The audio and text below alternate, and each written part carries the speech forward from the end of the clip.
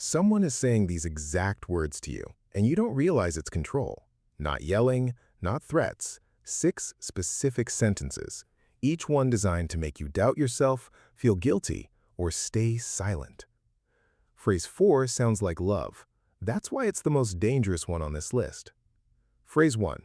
I was just joking. They say something that stings, a comment about your intelligence, your choices, your appearance. You react, and immediately, relax, I was just joking. Can't you take a joke? Now you're defending your reaction instead of the original comment. The insult has been erased, and if you push back, you're the problem. Too sensitive, no humor. Psychologists call this plausible deniability through humor. The joke is the cover. The message underneath was intentional. Real jokes don't need a defense. If someone consistently jokes in ways that only ever cut you down, that's not comedy. That's a method. Phrase 2. You're too sensitive.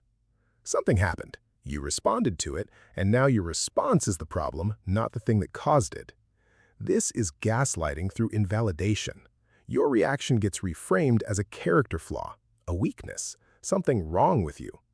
And over time, you stop trusting yourself. You start filtering your own feelings before they reach the surface. That silence is exactly what they needed. Phrase 3, after everything I've done for you, every favor, every sacrifice, every act of help, it was never free. It was being tracked.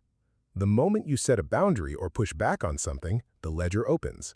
You are now in debt for generosity that was never unconditional.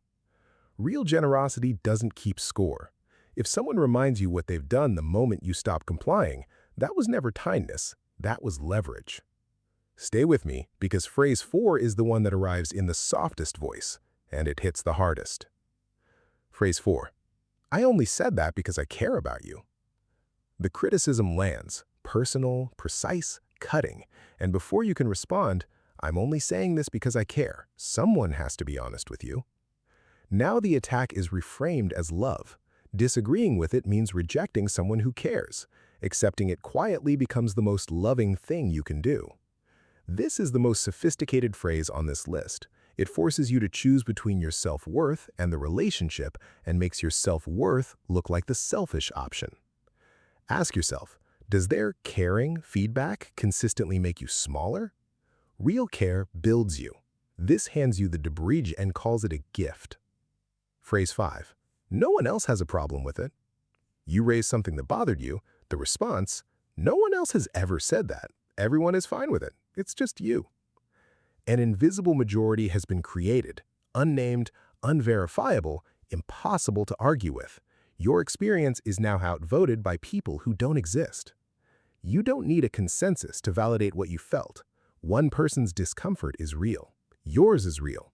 You don't need a group vote to trust it. Phrase 6. I don't remember it that way.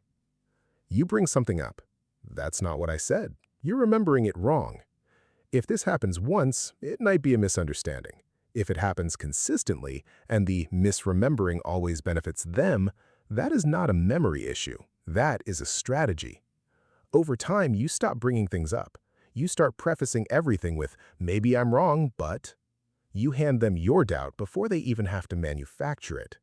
That is the endgame. Not control over what you do, control over what you believe happened. Knowing these 6 phrases doesn't make you paranoid. It makes you precise. You're not looking for manipulation everywhere, but now when one of these lands, you'll feel it differently. You'll recognize the mechanism before the effect takes hold. Trust what you notice. One clear pattern is worth more than 100 explanations. Which of these 6 have you heard? Drop the number in the comments.